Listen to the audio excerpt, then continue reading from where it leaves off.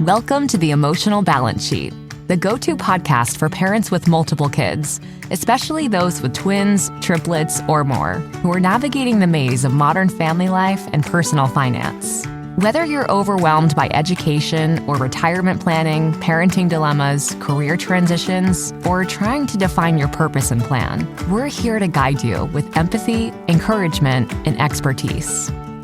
Hosted by Paul Fenner, founder of Tama Capital, a certified financial planner and parent to 4 kids, including a set of triplets. Our podcast is your ally in the quest for financial peace of mind, proving that money matters, but family comes first. Subscribe now and join our community of empowered parents at tamacapital.com. This podcast is for informational purposes only and should not be relied upon for investment decisions. Clients of Tama may retain positions in the securities discussed in this podcast. What does comprehensive financial planning even mean? At Tama Capital, it means a family office where lifestyle planning such as retirement, college, portfolio management, and tax prep and planning are all under one umbrella. But it goes beyond numbers. We focus as much on the emotional side of financial planning as we do on the financial side. We get you. We understand your challenges of building a family, business or career, and a healthy life. We are devoted to wealth planning for families like yours because we are you. Learn how our family can help your family by visiting tamacapital.com. Hi, and welcome back. I think I've got about 4 hours before I have to make a television appearance here in Metro Detroit. I have a friend that's the news director at the local ABC station, and he now has a habit of when something breaks on the financial front, even actually a lot of non-financial fronts. He picks up the phone and calls me, which I think is great. He's a good friend of mine, but it's a huge honor. So, you, my friends, are going to be my trial run for what I'm going to talk about tonight on air on television. And it's about cybersecurity and getting hacked. It just came out recently in the last 48 hours that there's been another huge data breach, potentially affecting over 500 million people at Ticketmaster.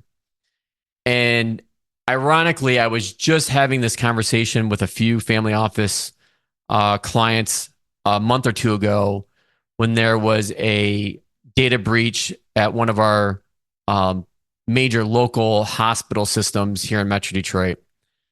And I think at this point in time, people should just assume that their personal data is out there on the dark web in people's hands that you wouldn't want to have them in. And so the question is, well, Paul, what do we do about it? How do we protect ourselves? Because this is cybersecurity, and data breaches and hacks aren't going away. If anything, they're going to be more and more frequent. And so I wanted to offer a couple pieces of advice.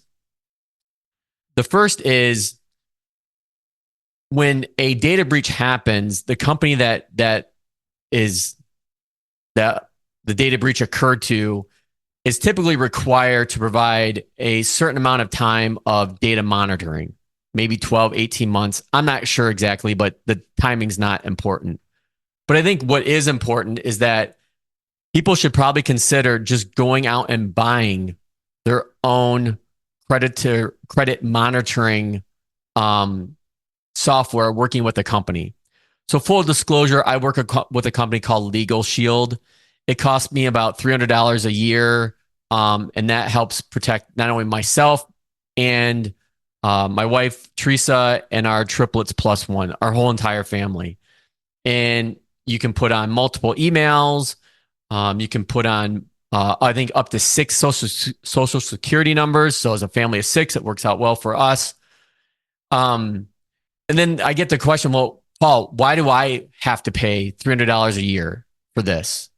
And my response is, well, you don't, but if it helps you sleep at night, if it provides some kind of peace of mind, knowing that, your information is out there and you're going to get alerted to if somebody tries to open up a credit card or a mortgage or a loan or a bank account, anything like that.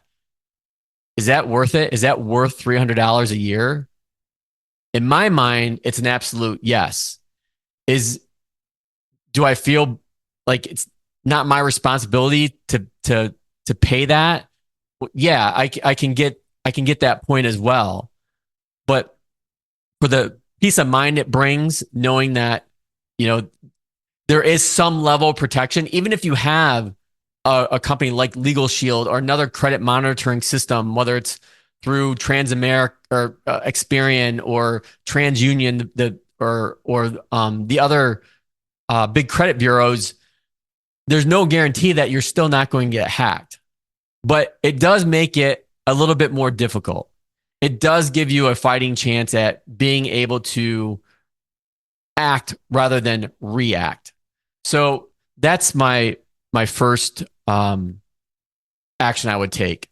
The second is investing in a password manager system or software. Again, personally, I always like to disclose these things. The one that I've used for probably 4 or 5 years now is called Dashlane. And what it does is that it creates a unique password, the ones with like uppercase, lowercase letters, special characters, numbers, you name it. And it also alerts you to when there's a potential breach at one of the companies that you have credentials at, whether it's your bank, Ticketmaster, you name it. And so that's another, I think, advantage of having that is, again, it gives you a heads up. So if you see that breach, you'll get alerted and you can automatically go in and update your password. So then the natural question is, well, Paul, is it safe to have all my passwords in one location? And I would say, yes, it would be beneficial to have all of those unique passwords in one place rather than sitting on your laptop or desktop or phone in an Excel file that could get easily hacked as well. A lot of these data or password management system software have, top of the line security systems, but again, they're not foolproof either. There's been, I think it's LastPass that I think last year recently was had a data breach, but there's always a level of risk that comes with anything. But you also have to have some level of trust. You have to put your trust in someone or system or software that's willing to look after you and your best interest. And I think having some kind of credit monitoring system, having some kind of password management system give you basically a fighting chance of being able to protect yourself. It's better than doing nothing. The third thing I want to point out, and this will be my final point, is if you're not going to be opening a credit card, getting a loan, mortgage, anything like that, then I've often recommended going to the 3 credit bureaus and having your credit frozen. That eliminates being able to open up a bank account or a credit card, period. That is I never like to make guarantees or say foolproof, but it's as close to that as possible in preventing somebody from opening an account in your name.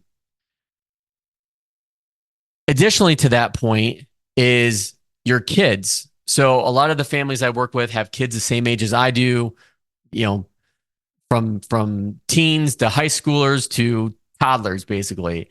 And one of the things I recommend is making sure that you're freezing your kids' credits as well with the big 3 credit bureaus, because their information, that's their social security number, could be hacked as well. Again, going back to the recent hospital system hack that we had here. I got letters that all of my 4 kids' social security numbers were compromised. Big shocker. So I didn't worry about it because I knew that their credit was already frozen. No one could take their social security number and open something on their behalf. So again, 3 things just to recap that I would recommend is finding a credible credit monitoring company to work with, utilizing a password management system or software, and then 3, if you're not going to need to be opening a line of credit card, bank account, anything financial account related, look at having your credit frozen as well as any minors that you may have. Now that you've made it to the end of another great conversation, are you looking for more? If so, head over to tamacapital.com where you will find all of our conversations. Use the search feature to find the topic or guest you would love to learn more about. Also, don't forget to make someone else's day by sharing our show. Thank you so much, and we'll see you next time. So that's all I have for this week. We'll see you again soon.